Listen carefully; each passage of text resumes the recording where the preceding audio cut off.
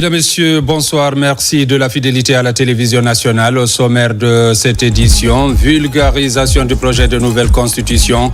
La sensibilisation se poursuit dans l'arrière-pays. Le ministre de l'Information échange avec les acteurs des médias. Les temps forts dans ce journal. La Guinée accueille la rencontre interorganisation de la JCI. 8 pays ont pris part à cet événement dans notre pays. L'Institut Géomine de Bokeh a abrité la rencontre. Les explications dans ce journal. Forum du dialogue citoyen pour promouvoir la paix et le développement. La rencontre a permis aux femmes de s'exprimer sur leur situation socio-économique et politique pour une prise en compte. C'est tout pour les titres. Une fois encore, bonsoir et bienvenue dans ce journal. Une mission de l'Union africaine est en séjour de travail en Guinée, venue pour évaluer les besoins préélectoraux. Elle a été reçue en audience par le président du CNT, une occasion pour Dr Dansa Kourouma de revenir sur les acquis de l'institution parlementaire liés au retour à l'ordre constitutionnel. Le point avec Robert Siditolno. C'est dans le cadre de l'évaluation des besoins préélectoraux que cette mission de l'Union africaine a été reçue en audience par le président du CNT, Dr Dansa Kourouma.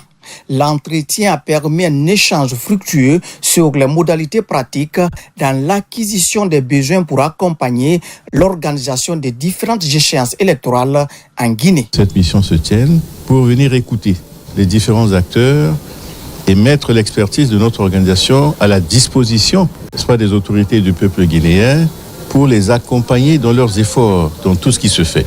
Il faut signaler que des actions très importantes ont été engagées. La mise en place, n'est-ce pas, d'une constituante et ont permis l'élaboration du projet de constitution qui va être soumis au peuple par voie de référendum d'ici le mois de septembre. Alors, il est nécessaire de noter que c'est un pas très important dans la vie d'une nation. Et c'est le passage obligé pour permettre au pays de réunir tous ses fils autour d'un projet commun. En réponse à cette démarche de l'Union africaine, Dr Dansa Kourouma s'est félicité de cet engagement de l'instance africaine. Nous sommes mis à la disposition de la mission dans le cadre du respect de nos engagements vis-à-vis de l'Union africaine, mais aussi les exprimer la volonté des plus hautes autorités du pays, notamment du président de la République, à conduire ce processus de transition dans le respect de la volonté des populations guinéennes, mais aussi en tenant compte des engagements de la Guinée dans le concert des nations et de la communauté internationale. Mais aussi nous avons expliqué les actions qui sont en cours, celles qui sont achevées et celles qui sont en projet pour toujours consolider et renforcer le processus de retour à l'ordre constitutionnel. La mission de l'UA va poursuivre ses rencontres d'évaluation avec d'autres acteurs de la vie nationale. C'est là pour une meilleure prise en compte des préoccupations liées à l'organisation très prochaine des différentes échéances électorales. Au compte de la coopération encore, le Premier ministre, chef du gouvernement Amadou Riba, a échangé avec le sous-secrétaire d'État adjoint américain pour l'Afrique de l'Ouest, Will Stevens. Une rencontre axée sur le renforcement de la coopération entre la Guinée et les États-Unis, avec un accent particulier sur le processus référendaire en cours et les perspectives de développement économique. Suivez cet extrait au micro de Ousmane Bangoura. To talk about the incredible plans that the government of Guinea has. La raison de sa visite ici était de s'entretenir avec le Premier ministre autour donc de projets que la Guinée a en rapport avec le référendum et pour le développement économique de la Guinée. Et donc en invitant les États-Unis comme partenaires à ce processus, les États-Unis donc mettront à leur disposition leur expertise de pointe et ensuite se rassureront de pouvoir exécuter, implémenter les instructions de Trump. Donc il dit qu'il faut donc respecter la souveraineté non seulement d'un État, mais aussi de s'appesantir beaucoup sur le partenariat commercial. And see how we can make that a reality here in Guinea. Le ministre des Affaires étrangères s'est entretenu avec le sous-secrétaire d'État américain chargé de l'Afrique de l'Ouest. Plusieurs questions étaient au menu de cette rencontre, notamment le renforcement de la coopération bilatérale. Dans la foulée, Dr Maurice Sanda Kouyaté a aussi reçu le chargé d'affaires de l'ambassade du Libéria en Guinée. Le ministre a exprimé son indignation face à la vidéo montrant un policier libérien en train de violenter une compatriote. Le point avec Makeme Donso. La rencontre a commencé ce jeudi après-midi par l'arrivée d'une forte délégation américaine conduite par le sous-secrétaire d'État en charge de l'Afrique occidentale. Ce dernier a exprimé l'amitié et le respect que portent les États-Unis à la République de Guinée. Il a rappelé la volonté de l'administration du président Donald Trump à renforcer la coopération avec Conakry dans plusieurs domaines importants. It's wonderful to be here with the Minister of Foreign Affairs. Le ministre des Affaires étrangères, moi, nous sommes entretenus sur l'opportunité qui peut en découler de notre partenariat. Et donc, nous avons également parlé de plusieurs opportunités d'investissement qui peuvent nous être présentées avec le temps. Et donc, depuis l'accession à son indépendance, les États-Unis ont toujours été aux côtés de la Guinée et resteront dévoués pour l'aider dans son processus de développement. Une position dont se réjouit le ministre guinéen des Affaires étrangères. Dr Maurice Sanda Kouyaté a expliqué que la Guinée saisit cette main tendue et va œuvrer au renforcement de la coopération bilatérale avec les États-Unis. Je l'avais dit il y a quelques mois ici que l'administration sous le président Trump apprécie ce qui se passe en Guinée et nous encourage à continuer. C'est pourquoi je les ai rassurés pour dire que dans les 5 à 6 mois qui viennent, la Guinée va traverser finalement la transition et aboutir à des élections qui vont être transparentes. J'ai expliqué tout le processus et j'ai été particulièrement heureux d'entendre que même avant les élections, ils veulent qu'on prépare déjà le renforcement de nos relations pour qu'une fois les élections terminées, que l'on élargisse et que l'on fortifie ces relations. Donc, au nom du chef de l'État, j'ai aussi passé le message du chef de l'État au chef de l'État américain pour dire que nous avons la volonté toujours renforcée de travailler avec l'administration et le peuple américain. Après cette audience, le chef de la diplomatie guinéenne a reçu le chargé d'affaires de l'ambassade du Libéria en Guinée. Dr Maurice Sanda Kouyaté a exigé de façon ferme des explications par rapport à la violence subie par une compatriote guinéenne de la part de la police libérienne. I came by the invitation of the Minister of Foreign Affairs of Guinea. He's called us to notice. J'ai été mis au courant de la situation de cette Guinéenne à Monrovia.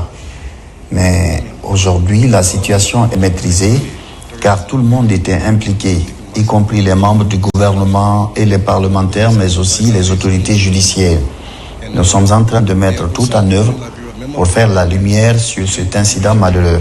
Le chef de l'État a bien dit que lorsqu'un Guinéen a des problèmes à l'extérieur, c'est toute la Guinée qui a ce problème. Donc cette Guinéenne qui a été maltraitée là-bas, c'est tout le pays qui a été maltraité. Donc j'ai demandé aux autorités, au nom du chef de l'État, de faire la lumière entière sur cette situation et de faire passer les auteurs de cela devant la justice. Nous voulons savoir totalement que ces dispositions ont été prises. C'est le lieu aussi de rappeler que pendant 10 ans, nous avons reçu nos frères et sœurs libériens ici, quand il y a eu la guerre civile. Ils sont venus ici comme réfugiés, personne ne les a touchés. Très regardant sur le traitement des Guinéens établis à l'étranger, le ministre des Affaires étrangères a déclaré qu'il suit personnellement le traitement de ce dossier et attend que les autorités libériennes prennent les dispositions qui s'imposent. Il faut préciser que cette politique de protection des Guinéens partout où ils se trouvent est une priorité du gouvernement général Mamadi Doumbouya. Elle est appliquée correctement par le ministre Dr Maurice Sanda Kouyaté. Dans l'actualité encore, le ministre de l'Information et de la Communication en mission de vulgarisation du projet de nouvelle constitution mobilise les médias. Fanasouma fait de l'implication des médias un aspect majeur dans la réussite de cette vulgarisation. Reportage Tierno Ousmane Diallo. En tournée dans la région de Kankan, dans le cadre de la vulgarisation du projet de nouvelle constitution, le ministre de l'Information et de la Communication a fait le tour de quelques stations de radio et télévision publiques et privées. Partout, le ministre Fanasouma a partagé des copies du projet de nouvelle constitution tout en exhortant les journalistes à s'impliquer dans sa vulgarisation.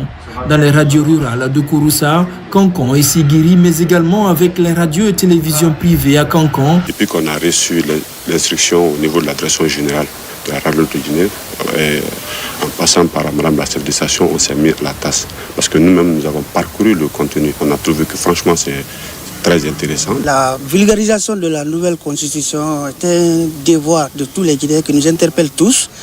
Et en ce qui concerne nous, les médias de proximité, surtout la radio rurale, et nous vous promettons qu'il est notre devoir de porter ce message. La mobilisation effective des médias dans la vulgarisation du projet de nouvelle constitution fait partie des éléments clés de la stratégie mise en place au ministère de l'Information et de la Communication pour assurer une large communication. Nous sommes vraiment déterminés à vulgariser ce projet de la nouvelle constitution du pays, parce que nous sommes là à traduire tout ce qui est en français et traduire ça là en langue nationale. J'avais déjà commencé à aller dans les radios pour participer à des émissions interactives, à participer à des émissions dans le cadre de la vulgarisation.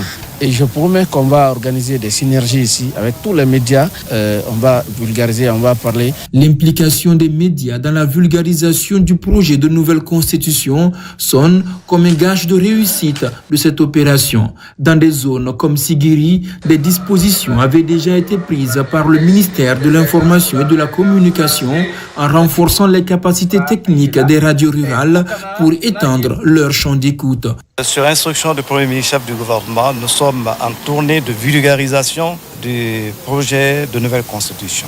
Mais comme vous savez que déjà on a commencé les prises de contact avec les différentes autorités administratives et locales, en même temps les leaders religieux, je profite au même moment de rencontrer les médias et de visiter certains médias également en les invitant à s'impliquer davantage dans la vulgarisation. Parce que vous savez que le projet de vulgarisation concerne fondamentalement les médias et joue un rôle crucial en cette période.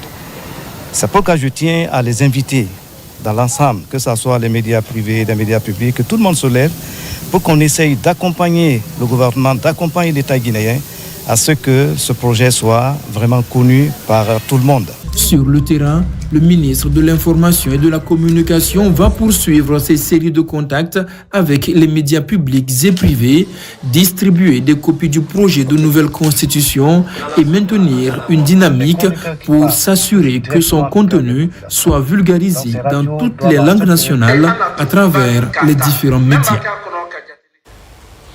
Dans la préfecture de Kouroussa, le contenu de Koundara, plutôt le contenu du nouveau test fondamental a été présenté aux populations. Un moment d'échange entre le ministre des Transports et les citoyens sur les enjeux de cette loi fondamentale. Reportage Abraham Christophe Conté, Mohamed Aïchassila. C'est dans une ferveur populaire remarquable que la population de Koundara se mobilise pour accueillir le ministre des Transports. À travers chants et danses, des messages d'adhésion sont scandés. Par cette mobilisation, les citoyens expriment leur soutien à la vulgarisation du projet de nouvelle constitution. Cette constitution est le fruit d'un travail itératif qui a connu la participation de tous les Guinéens et de toutes les couches socio-professionnelles pendant plusieurs mois. Ceux qui l'ont élaboré ont sillonné notre pays et ont pu ainsi recueillir vos avis, vos suggestions et écouter vos critiques Et c'est ce qui apparaît dans ce projet de constitution qui vont être soumis au peuple de Guinée le 21 septembre prochain. Au cœur des échanges, l'insistance sur l'importance de comprendre les grands axes de la future loi fondamentale.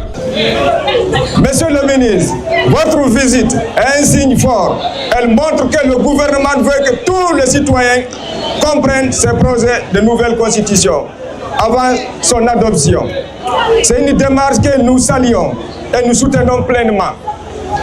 Ici, à Koundara, nous croyons que ce projet est une chance pour notre pays. Il peut nous aider à bâtir une société plus juste, plus unie, plus respecter les droits de chacun. Avec cette démarche inclusive du gouvernement, la population de Koundara est désormais mieux informée sur les enjeux de ce projet de nouvelle constitution, à l'image des autres localités déjà visitées. Dans les préfectures de Koya, Dubreka et Forikaria, le contenu de ce test juridique est traduit en langue nationale. Les messages sont portés par les ministres de l'économie, de la santé, du budget, de la pêche et des postes et télécommunications qui sillonnent la région. Reportage Tcherno Maroufba, Mohamed Seyar Souma, Mohamed Mpati Kamara. Troisième journée de vulgarisation du projet de nouvelle constitution dans la région de Kindia.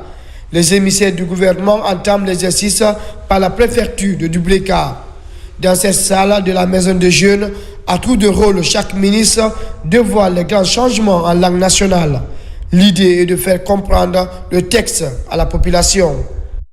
Il y a des innovations majeures qu'il faut signaler et que chacun puisse au moins s'en approprier. Des innovations majeures, il y a par exemple la durée de mandat qui était de 5 ans, nous passons à 7 ans. Et j'apprécie bien cela personnellement, puisque ça permet de parachever l'ensemble des politiques publiques et qui sont en général d'une durée supérieure à 5 ans. Vous avez dit que vous voulez que vos enfants partent à l'école et soient pris en charge, parce que vous n'avez pas... Cette constitution prévoit la prise en charge de tous les enfants jusqu'à 16 ans gratuitement.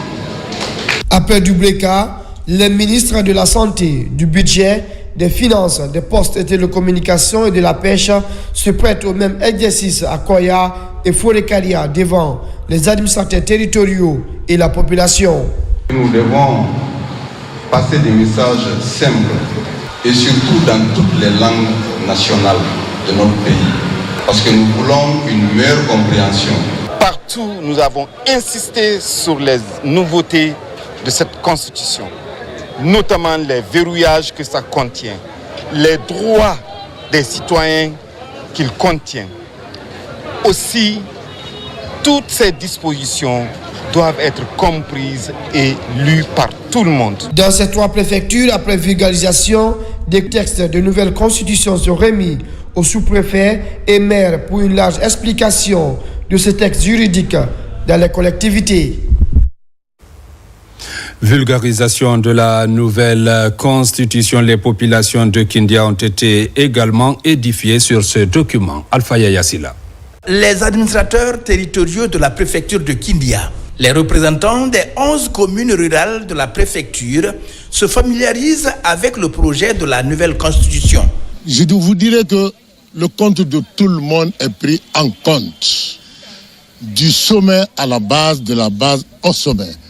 C'est le devoir là qu'on va faire maintenant. C'est un devoir, c'est une obligation de faire comprendre à nos citoyens ce qui est dedans avant d'y adhérer. Au niveau du gouvernorat de la région de Kindia, une mission interministérielle est venue conférer avec les agents et cadres de l'administration autour des éléments de langage de vulgarisation du projet de la nouvelle constitution. Le motif de cette rencontre ce matin, disons de cet atelier, est d'outiller les cadres régionaux sur le plan de vulgarisation du projet de la nouvelle constitution. Nous avons estimé que pour commencer ce travail à Kindia, dans la région administrative de Kindia, il fallait commencer par la région administrative qui est composée de différents cadres, sous la coupe de monsieur le gouverneur. Donc nous sommes venus dans ce cadre-là, nous avons présenté des slides, n'est-ce pas, pour expliquer qu'est-ce que c'est que cette nouvelle constitution, qu'est-ce qu'il y a dedans. Nous avons ensuite essayé de plancher sur les innovations et ensuite la méthodologie de travail. Je pense que nous allons prendre aussi le relais pour continuer la vulgarisation. Parce que ce qui est essentiel dans ce processus, c'est les innovations qui sont contenues dans le projet. Donc il faut parler de ces innovations. Depuis le passage de l'équipe gouvernementale à Kindia, les autorités locales sont à pied d'œuvre pour expliquer au maximum le contenu du document officiel du projet de la nouvelle constitution. Après le lancement de la campagne de vulgarisation du projet de nouvelle constitution dans la capitale Conakry, des instructions ont été données par le gouvernorat aux différentes communes à faire le tour dans les quartiers pour une meilleure compréhension des populations à la base. Le point avec Moussa Bangoura. Dans la région de Conakry, la campagne est lancée pour la vulgarisation du projet de nouvelle constitution, piloté par le gouvernorat. La mission principale est de faire comprendre aux citoyens le contenu de ce document d'utilité publique. Que ce soit moi ou beaucoup d'autres Guinéens, la mission de chacun c'est quoi? C'est d'expliquer aux populations locales, parce que tout le monde n'est pas lettré, c'est-à-dire chacun dans la langue qu'il comprend doit essayer de faire le retour. Pourquoi? Parce qu'il faudrait que les citoyens savent pourquoi ils votent pour cette nouvelle constitution. Certains pensent que voter, c'est pour voter pour le président de la République, et cela, c'est non. Nous votons, c'est pour mettre aujourd'hui en œuvre une nouvelle constitution qui va définir ici les directions de la République de Guinée. Pour une meilleure compréhension dans les quartiers, les différentes mairies sont mises à contribution. Dans cet exercice, des engagements sont pris à tous les niveaux. Nous nous retrouvons parfaitement dans le contenu de cette nouvelle constitution et nous avons le devoir d'aller le vulgariser, d'aller rassurer nos citoyens à la base que désormais ils ne sont pas oubliés. Il y a le document fondamental qu'on appelle la Constitution dans sa nouvelle version. Nous nous engageons en tant que cheville ouvrière de l'administration chargée de la territorialisation de toutes les politiques publiques dans la ville de Conakry, que les communes de Conakry ne ménageront aucun effort pour vulgariser davantage le contenu de cette constitution qui nous rassemble et qui nous ressemble. Avant son adoption le 21 septembre prochain, par référendum, membres du gouvernement et autres entités publiques sillonnent le pays pour expliquer les nouveautés apportées dans ce document juridique qui prend en compte désormais toutes les aspirations de la population guinéenne. Intéressons-nous aussi au prix du pain. Le ministère du Commerce, de l'Industrie et des Petites et Moyennes Entreprises informe l'opinion nationale qu'il a été récemment constaté une hausse injustifiée du prix du pain dans plusieurs localités du pays.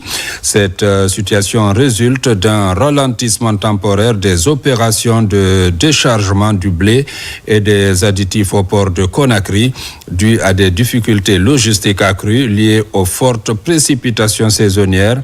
Cependant, ces contraintes conjoncturelles ne sauraient en aucun cas justifier une spéculation sur les stocks disponibles encore transformables en pain.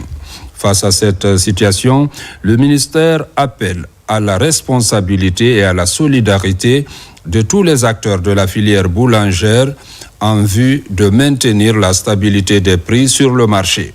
Il invite les producteurs et transformateurs à redoubler d'efforts pour résorber rapidement le déficit momentané constaté.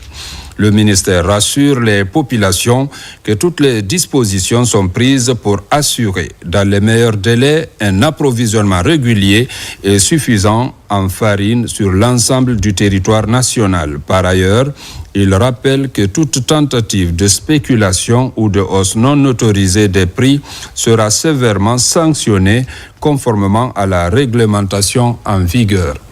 À cet effet, le ministre invite l'ensemble des autorités administratives, gouverneurs, préfets, sous-préfets, délégations spéciales, inspecteurs et directeurs préfectoraux du commerce à veiller strictement au respect des prix officiels et à intensifier les opérations de contrôle sur le terrain. Fait à Conakry, le 24 juillet 2025, le ministre du Commerce, de l'Industrie et des PME. La lutte contre la vente illicite et la consommation de drogue préoccupe les forces de défense et de sécurité. Partout en Guinée, elles s'unissent pour non seulement casser la chaîne de distribution, mais aussi démanteler les lieux de consommation. Colonel Morikaba. Que ce soit la police nationale, la gendarmerie ou les forces armées, chaque corps retouche les manches pour lutter contre les multiples formes de drogue. À Conakry comme à l'intérieur du pays, les trafiquants sont activement recherchés et plusieurs quantités de stupéfiants sont régulièrement saisies. Lundi 14 juillet, à Kaloum, 35 personnes interpellées, dont 2 femmes.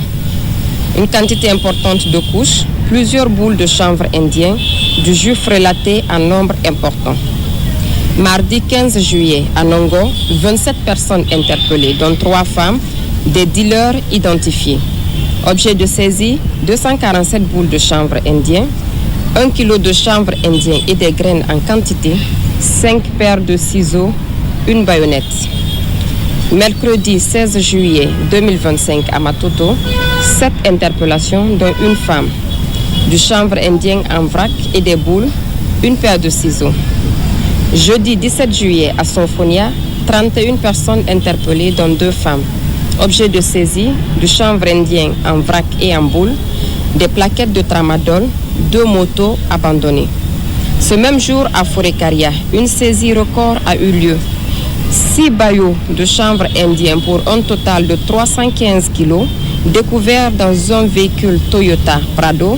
Parallèlement à Dabola, ce même jour, 14 paquetages de produits pharmaceutiques illicites ont été saisis dans un minibus. Cette opération conjointe a impliqué les services de police, de gendarmerie et des douanes de la zone de Dabola. Pour encourager les unités de la police nationale engagées dans cette opération, le directeur général en personne est descendu sur le terrain. Je profite cette soirée pour venir vous remercier, vous féliciter. Quand la police dort, c'est le peuple qui est menacé. Et raison pour laquelle nous avons réfléchi pour mettre cette opération mixte en marche, qu'on appelle Ouragan. Et la deuxième phase serait l'opération Épervier. Opération Épervier va s'effectuer en synergie d'action. Préparez-vous moralement, mentalement, physiquement, parce que cette opération va continuer jusqu'au moment que la CIPAF aura la maîtrise de la zone. Selon les enquêteurs, la majorité des drogues présentes en Guinée proviennent de l'étranger, d'où la nécessité de renforcer les dispositifs de contrôle aux frontières.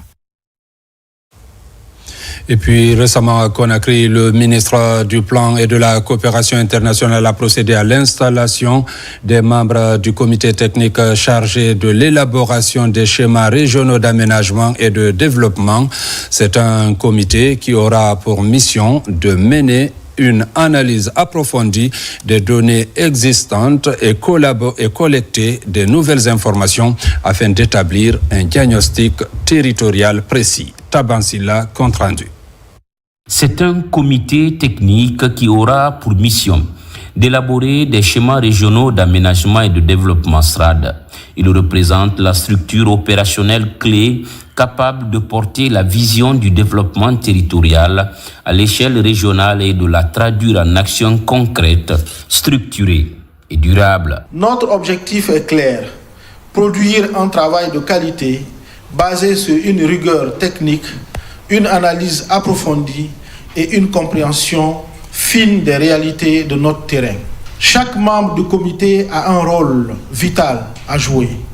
Je suis convaincu que votre dénouement nous mènera au succès. Les baisers sont au cœur de ce travail parce que nous sommes les points focaux du ministère du Plan et de la Coopération internationale. Et c'est un document qui sera adossé à le référentiel national qui est le programme Simandou 2040, comme ça a été expliqué. Mais ce sera un travail inclusif et ce sera un travail participatif. Pour le chef du département du plan, les SRAD reposent sur leur capacité à répondre de manière structurée aux défis du développement régional, servir de référentiel pour le choix des investissements publics. La planification territoriale est bien plus qu'un exercice administratif. Elle est un acte de souveraineté, un instrument de justice spatiale et un levier de développement durable. C'est à travers elle que nous pouvons garantir que chaque région, chaque commune, chaque village de la Guinée ait accès aux mêmes opportunités. À travers la DNP, Direction nationale du plan, le ministre Ismaël Nabé a exhorté ce comité à faire preuve de professionnalisme, de rigueur scientifique et d'esprit d'équipe, tout en tenant compte des spécificités propres à chaque territoire guinéen. Une rencontre des structures de la JCI s'est tenue à Boké. Cette rencontre internationale présidée par la chef de cabinet du ministère de l'Information et de la Communication a mobilisé 8 pays membres. Reportage Makeme Donzo. 8 pays de l'Afrique de l'Ouest se donnent rendez-vous en Guinée. Et c'est la ville de Boké qui les accueille dans le cadre de la 18e édition de la rencontre internationale de l'Ouest, Rio. Initiée sous le thème « Entrepreneuriat au service de la transformation de l'Afrique », la rencontre permet aux jeunes venus du Togo, du Bénin, de la Côte d'Ivoire, du Mali, du Sénégal, du Burkina Faso, du Niger et de la Guinée d'échanger autour de la technologie, du tourisme et du développement durable. Cette année, la Guinée n'est pas seulement hôte. Elle est le cœur battant d'une jeunesse africaine qui rêve, qui ose et qui agit. Accueillir les délégations de ces pays frères est pour nous bien plus qu'un honneur. C'est une responsabilité que nous portons avec fierté, conviction et détermination. Boké devient le temps d'une semaine de la ville ouest africaine du leadership universitaire. Et ce n'est pas un hasard. La Guinée, riche de ses ressources, de sa jeunesse vivante, de sa diversité culturelle, incarne à elle seule les défis et les promesses de notre Afrique. En haut et fort, nous pouvons dire que la jeunesse n'est pas spectatrice du changement, elle est l'architecte. Cette rencontre, conduite par la jeune chambre internationale JCI, est très appréciée par les autorités de Boké. Cette organisation universitaire de l'Afrique de l'Ouest rassure. Elle rassure parce qu'il n'y a pas de développement sans la crainte. Cette 18e édition, dont la Guinée est à l'honneur, est marinée par la chef de cabinet du ministère de l'Information et de la Communication. Le général Mamadi Doumbouya, président de la République, s'est engagé dans une refondation et une rectification pour son développement véritable et durable. Les jeunes bien formés, éduqués, attachés à leur patrie, ont un rôle majeur à jouer dans cette marche. Les thèmes sur la technologie que vous proposez de traiter cette semaine, à mon sens, répondent à cette attente. Nous pensons que la technologie permettra de valoriser le potentiel en matière d'innovation de notre jeunesse. Je ne saurais terminer mes propos sans rendre hommage mérité à son Excellence le général Mamadi Doumbouya, président de la République, pour toutes les conditions et les opportunités qu'il offre aux jeunes pour leur épanouissement et leur participation effective au développement de la Guinée. La jeune chambre internationale ne cache pas sa satisfaction pour l'accueil et la réussite de l'organisation. Ses membres sont également heureux de parcourir le projet de nouvelle constitution de Guinée, un des cadeaux de la marraine pour que ces jeunes s'approprient le contenu du document ainsi que des réalités de notre pays. Les rideaux sont tombés sur la 2e édition du Forum du dialogue citoyen ici même à Conakry. La rencontre a servi de cadre aux femmes de s'exprimer sur leur situation socio-économique et politique, mais aussi de la consolidation de la paix et du renforcement du tissu social en République de Guinée. Reportage Bakary Bambakonde. Après 2 jours d'échanges enrichissants et de réflexions profondes, la 2e édition du Forum du dialogue citoyen a pris fin ce mercredi à Conakry. Avec pour terme central le leadership féminin et la responsabilité citoyenne, cet événement a rassemblé des acteurs de la société civile, des responsables politiques ainsi que des femmes leaders de divers secteurs, toutes réunies pour discuter des enjeux et des défis liés à l'engagement des femmes dans la vie publique. La construction de la nation obéit à des critères et des exigences. Et l'une des exigences, c'est l'acceptation mutuelle. L'une des exigences, c'est le pardon, c'est la réconciliation, c'est l'amour de la patrie, c'est-à-dire l'amour de l'autre. C'est la promotion intergénérationnelle. C'est le dialogue permanent. Au programme des panels de discussion et des témoignages poignants de femmes ayant marqué leur domaine respectif, les intervenantes ont partagé leur expérience, abordant les obstacles rencontrés sur le chemin du leadership et l'importance de la solidarité entre femmes. Le pouvoir au peuple, nous sommes la plus grande part de ce peuple. Les femmes de Guinée, donc, œuvrent tous les jours pour démontrer que ce pays nous appartient, que nous devons le construire, mais ensemble, pour que tout le potentiel dont recèlent les populations de ce pays, le dividende démographique que sont les femmes, que nous puissions être là et prendre notre place en tant que citoyenne de la République. Le ministère est en train de faire le maximum que possible pour que chaque femme guinéenne puisse connaître ses droits et ses devoirs. Connaître à quel moment il faut réclamer, mais connaître ses devoirs aussi. Les organisateurs espèrent que les discussions et les idées échangées durant ces 2 jours continueront à inspirer des actions concrètes et à renforcer le rôle des femmes dans la société. Présentation et validation des outils de prévention sur la capture et la consommation des pangolins à Ziama. L'événement a mobilisé les communautés riveraines issues des 5 sous-préfectures autour de Ziama, les autorités administratives ainsi que les partenaires du gouvernement. Compte rendu Moussa Komara. Dans un monde où la technologie évolue à un rythme effréné, il est essentiel que les formateurs d'enseignement technique soient en contact avec le monde des entreprises pour garantir une formation de qualité. C'est dans ce cadre que ces pédagogues séjournent depuis plusieurs jours maintenant à la CBZ pour actualiser leurs connaissances pédagogiques. Nous apprenons vraiment de la nouveauté, les réalités vraiment de la technologie actuelle. Et ça nous permet effectivement de toucher les choses. Amen. Cette immersion, fruit d'un partenariat réussi entre la CBZ et le ministère de l'enseignement technique, de la formation professionnelle et de l'emploi, plonge ces formateurs dans le dispositif de formation de cette entreprise minière.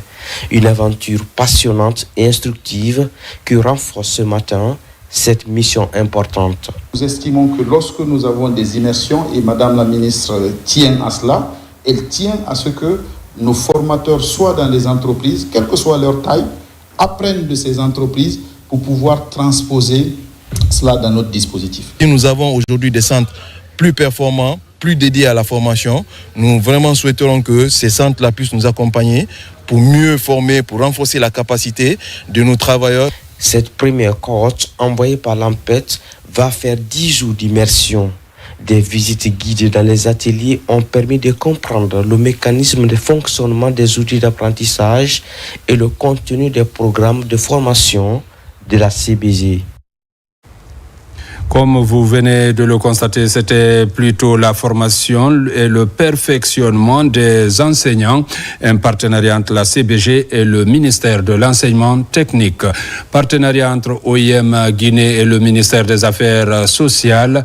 Les deux renforcent les capacités des acteurs de la chaîne judiciaire sur les droits des enfants migrants et la prise en charge. Reportage Ali Badrakonde.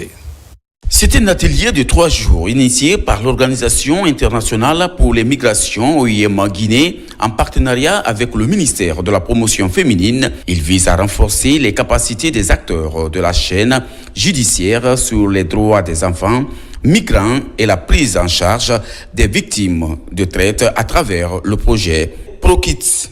Vous êtes un acteur clé de la protection de l'enfance, migrants, des victimes de traite, magistrats, les forces de sécurité, les services sociaux, l'organisation de la société civile, les représentants du ministère.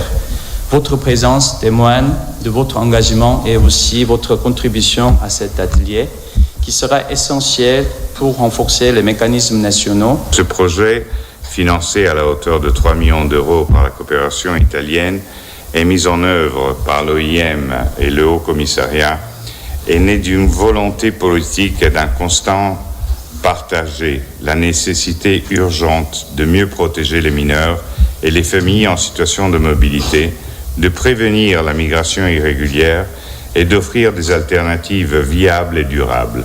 Le projet ProKids ambitionne d'améliorer l'insertion socio-économique et le bien-être des enfants en mobilité. Cela grâce à un appui aux familles et à une meilleure coordination des acteurs. Aujourd'hui, de milliers d'enfants en Guinée et dans la sous-région vivent des situations de mobilité complexes. Ces enfants, parfois non accompagnés, sont exposés à des risques accrus de traite, d'exploitation, de violence et de discrimination. Cet atelier qui marque le départ de ce grand projet est une grande opportunité. Pour la première fois, il est inscrit textuellement la lutte contre la traite, la lutte contre l'immigration clandestine. C'est une avancée, nous pensons, parce que les constitutions passées ne donnaient pas cette dénomination. Aujourd'hui, c'est connu que c'est un problème national. À travers cette rencontre d'échange, OIM Guinée entend renforcer les mécanismes nationaux de prévention, d'identification et de prise en charge en matière de justice en Guinée. Dans le cadre des partenariats toujours dans le secteur agricole entre la Guinée et l'Italie, l'heure est à la revue des priorités. Ce projet bilatéral se fixe pour objectif l'accompagnement des personnes vulnérables par le biais du maraîchage. Le point avec Fodé Camara, Marouane Camara. Au ministère de l'Agriculture et de l'Élevage, le projet agricole Guinée-Italie Paguita tient son deuxième comité de pilotage. L'enjeu est de proposer un plan d'action annuel pour contribuer à la sécurité alimentaire et nutritionnelle des régions de Conakry et Kankan. Le projet vise à améliorer la résilience des familles vulnérables à travers 4 composantes. Le projet a essentiellement 4 composantes, à savoir le renforcement des sites maraîchers et leur mise en valeur. Il y a aussi la promotion des arts et de l'auto-emploi des groupes vulnérables, à savoir les femmes, les jeunes et les personnes vivant avec handicap. Ce projet est financé par l'Agence italienne pour la coopération et le gouvernement. Il s'agit d'un partenariat bilatéral axé sur le développement agricole et économique de la Guinée. Une synergie visant à soutenir la relance du secteur horticole dans les zones ciblées, en particulier pour les personnes à mobilité réduite. C'est un projet qui prévoit 5 millions d'euros. Avec une participation financière aussi du gouvernement guinéen et qui a des objectifs très précis, une durée de 3 ans. Et donc on démarre aujourd'hui et on suivra avec une forte attention l'implémentation. Ce projet, il me paraît, de le rappeler, est né de la volonté du gouvernement guinéen à travers le ministère de l'Agriculture et de l'Élevage pour contribuer de manière significative au développement de l'un des chaînons manquants du secteur agropastoral de notre pays. En l'occurrence, ici, le volet horticole de notre secteur agricole à travers la valorisation de nos sites maraîchers. À l'issue de ces travaux de comité de pilotage, le projet Paguita compte définir le budget annuel pour 2025-2026 afin de réaliser les activités planifiées. Concertation des cadres préfectoraux et acteurs du monde rural de la région de Kindia. Au cœur des échanges, une sensibilisation et des séries d'informations sur la valorisation des résidus agricoles. Une valorisation pour faciliter l'alimentation du bétail et des porcs. Reportage Falilou Diallo, Fana Labaya Kamara. La rencontre revêt toute son importance dans l'interdépendance entre agriculteurs et éleveurs. Ce conflit récurrent pourrait trouver son épilogue dans cette campagne de sensibilisation et d'information des éleveurs sur la valorisation des résidus agricoles en ligne de mire alimenter les bétails. Ce conflit entre agriculteurs et éleveurs émane exactement du manque d'alimentation. Nos éleveurs ont l'habitude de pratiquer l'élevage traditionnel extensif. Nous recherchons comme résultat que les éleveurs migrent vers la modernisation de l'élevage. Non seulement à apprendre à la stabilisation, c'est-à-dire mettre les animaux dans les enclos, avoir un espace où cultiver le fourrage, avoir les résidus agricoles et industriels pour les transformer en aliments nutritifs pour les animaux et à produire beaucoup plus de lait et de viande. À Kindia, cet exercice trouve un écho favorable. Les acteurs locaux venus des différentes préfectures de la région apprennent les techniques pouvant améliorer une interdépendance entre les deux secteurs clés. Il s'agit de créer l'interdépendance, de complémentarité entre les deux secteurs, les agriculteurs et les éleveurs, de faire en sorte que les résidus agricoles servent de nourriture au bétail.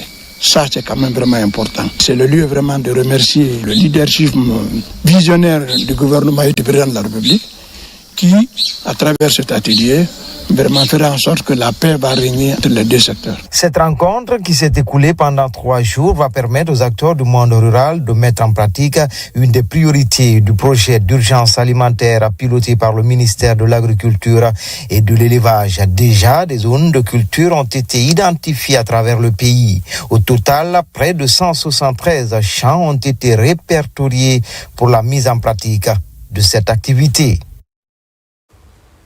Parlons aussi de ces 2 événements heureux à Télémélé. D'un côté, l'inauguration du poste de santé de Daramaniaki, réalisé entièrement par l'Agence nationale de financement des collectivités locales. De l'autre, c'est la pose de la première pierre d'un autre poste de santé, cette fois-ci dans la sous-préfecture de Kawassi. Le futur poste de santé est financé par une société minière opérant dans la localité. C'est le préfet de Télémélé, colonel Mamadou Lamarana Diallo, qui a présidé les 2 cérémonies. Alpha Isiagaba. Voici le tout nouveau poste de santé de la sous-préfecture de Daramaniaki, situé à plus de 100 km du centre-ville de Télémélé. Cette infrastructure est entièrement construite et équipée par le gouvernement guinéen à travers l'Agence nationale de financement des collectivités ANAFIC. Sa réalisation marque une avancée significative dans le renforcement du système de santé local. Nous, citoyens de Daramaniaki, nous sommes contents de cet hôpital. Nous remercions le gouvernement pour cette infrastructure sanitaire. De mes collègues agents de santé, je les encourage à assurer la politique sanitaire de l'État en vigueur. La vaccination et la santé maternelle sont des services gratuits offerts par le gouvernement guinéen et le ministère de la Santé. Après l'inauguration du centre de santé de Daramaniaki, cap sur la sous-préfecture de Kawassi, où un autre poste de santé verra bientôt le jour. La réalisation de ce projet est rendue possible grâce au financement d'une société minière opérant dans la zone. Ce sont des instructions que nous avons reçues de la part de notre président, venir pour connaître leurs problèmes et essayer quand même de trouver la solution. Alors dans notre préfecture, c'est ce qui se concrétise. Donc aujourd'hui, nous sommes venus pour procéder à la pose de la première pierre de ce poste de santé. C'est de remercier au nom du chef de l'État la société Sedamsin. La mise en œuvre de ces infrastructures d'utilité publique a suscité une forte mobilisation des populations locales, témoignant ainsi de leur attachement aux actions de développement communautaire. De Daramaniaki à Kawassi, le préfet de Télémélé a saisi l'occasion pour adresser un message fort axé sur la paix et l'unité nationale à l'ensemble des communautés rencontrées. Des efforts du préfet bâtisseur colonel Mamadou Lamarana Diallo, salué par la population de Télémélé. Mesdames, Messieurs, c'est la fin de cette édition. Merci à vous qui nous suivez du côté de Tangama, c'est dans la préfecture de Dalaba, comme partout ailleurs dans le monde. Bonne suite de programmes sur la RTG.